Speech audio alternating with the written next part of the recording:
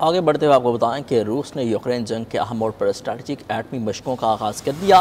روسی صدر نے معائنہ اور نگرانی کی ہے، کہا کہ کشیدہ جغرافیائی صورتحال میں فوج کو ایٹمی جنگ کے لیے تیار رہنا چاہیے۔ روس نے یوکرین جنگ کے اہم موڑ پر اسٹریٹجک ایٹمی مشقوں کا آغاز کر دیا ہے۔ روسی صدر نے معائنہ اور اس مشقوں کی نگرانی کی ہے، کہا کہ کشیدہ جغرافیائی صورتحال میں فوج کو ایٹمی جنگ کے لیے تیار رہنا چاہیے۔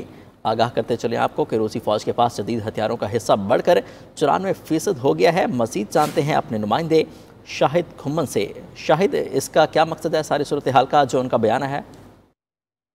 جی بالکل، روس نے اسٹریٹجک ایٹمی مشقوں کا آغاز کر دیا ہے۔ کاسمو ڈروم سے مشرق بئی تک یارس بین البراعظمی بیلسٹک میزائل لانچ کیا گیا۔ روسی وزیر دفاع کا کہنا تھا کہ مشقوں کے دوران زمین، سمندر اور فضا سے بیلسٹک اور کروز میزائل داغے گئے اور تمام میزائل اپنے اہداف تک پہنچ گئے۔ روسی صدر ولادیمیر پوتن نے اسٹریٹجک مشقوں کا آن لائن معائنہ کیا۔ اس موقع پر ان کا کہنا تھا کہ روس کی جوہری مشقوں کا تازہ ترین دور دنیا میں جوہری برابری اور طاقت کے توازن کو برقرار رکھنے کے لیے ضروری ہے۔ تاہم انہوں نے اس بات پر زور دیا کہ ہم ہتھیاروں کی نئی دوڑ میں شامل نہیں ہوں گے اور ماسکو اپنی اصولی پوزیشن کو برقرار رکھتا ہے کہ جوہری ہتھیاروں کا استعمال روس کی سلامتی کو یقینی بنانے کے لیے آخری حربہ ہے۔